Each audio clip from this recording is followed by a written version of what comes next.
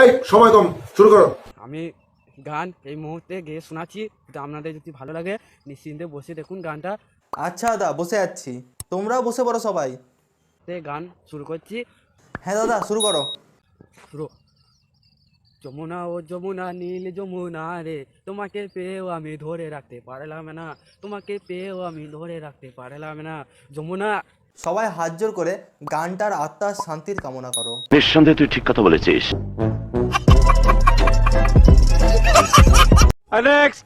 তো আজ আমরা কিছু সুখ দুঃখের বাংলা সিনেমার কয়েকটা ভিডিওর উপর করব। দারুণ হয়েছে কচুর শাক। একটু খাবি? বড় এত কষ্ট করে রান্না করেছে, খাবো না বললে দুঃখ পাবে না? কি পাটেশ্বরীর মতন হাঁ করে দাঁড়িয়ে দেখছো কি?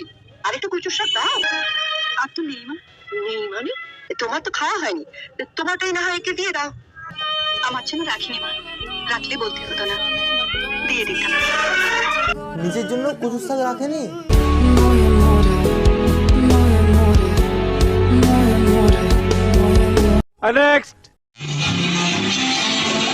এটা কি করছে? ভূত তাড়াছে নাকি?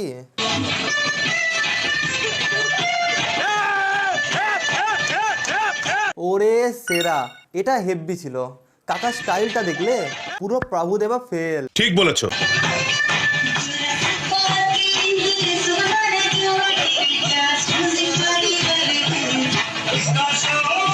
ভিডিওটা একটা এনার্জি আছে, কিন্তু 25শে ডিসেম্বর তো চলেই এলো, তার মানে সান্টা ক্লজ আসবে আর আমাদের সঙ্গেও।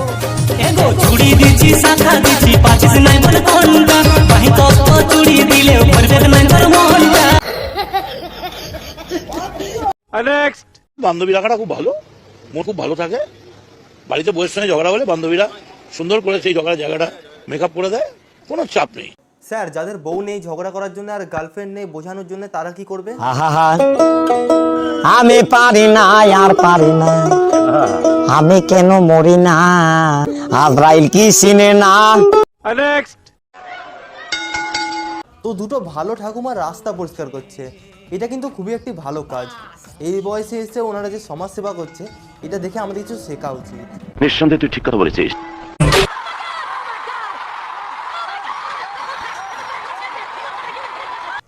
এটা কি হলো?